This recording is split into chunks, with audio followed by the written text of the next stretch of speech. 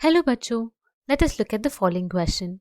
The question says, name the vertebrate which retains trypanosoma without any harmful effect on its own self.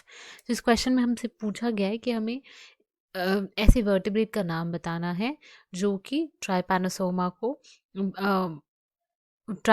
से infect तो कर सकता है but उससे उसको कोई भी डिजीज़ नहीं होती, कोई भी हार्मफुल इफेक्ट नहीं मिलता। तो हमें सबसे पहले की कॉन्सेप्ट क्या पता होना चाहिए? की कॉन्सेप्ट जो यहाँ पे पैथोजन का नाम दिया गया है ट्राइपैनोसोमा, हमें इसके बारे में पता होना चाहिए।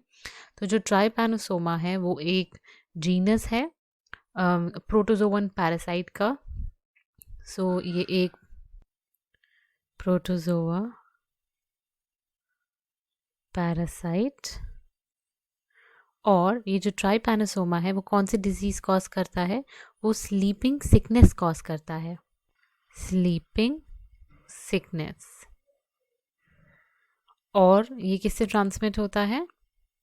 इसका जो वेक्टर होता है वो है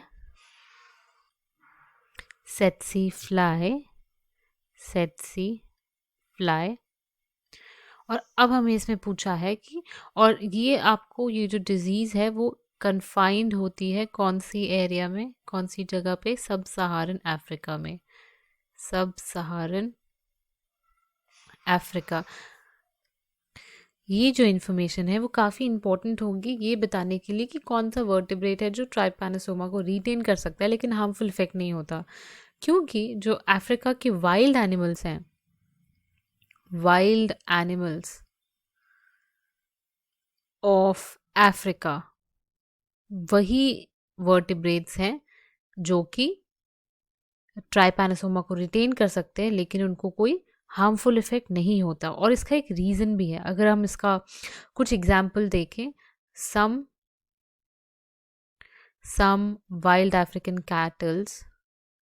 अफ्रीकन कैटल्स जो कि रेजिस्टेंट हैं, तो उसके अगर हम एग्जाम्पल देखें, बिकॉज हमें नेम करने के लिए बोला गया है, तो वेस्ट अफ्रीकन शॉर्ट हॉर्न एक एग्जाम्पल हो गया।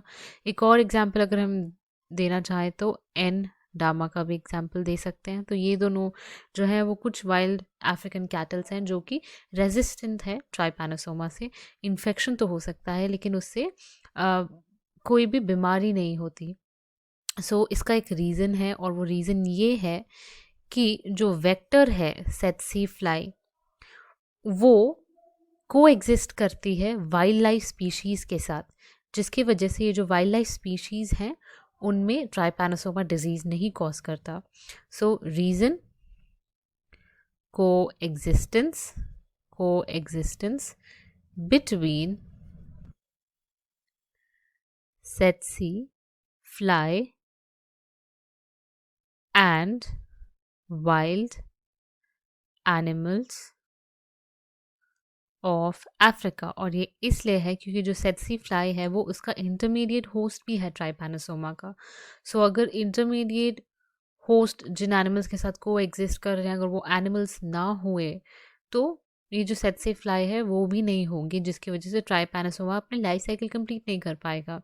सो इसलिए जो वाइल्ड अफ्रीका के कैटल्स हैं मोस्टली वो रेजिस्टेंट होते हैं ट्राइपैनोसोमा के हार्मफुल इफेक्ट से। So our final answer is west African shorthorn and N. dama. Hope you understood well. Best of luck.